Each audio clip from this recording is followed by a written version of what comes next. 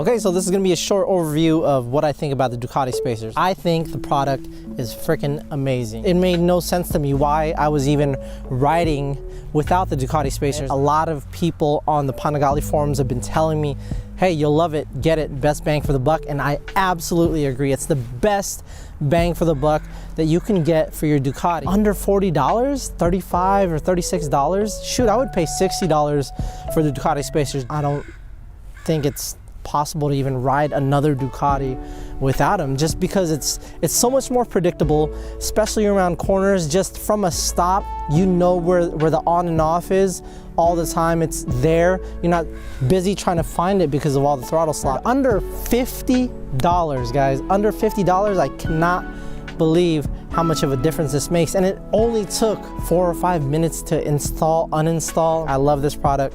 Thank you guys at Ducati Spacers.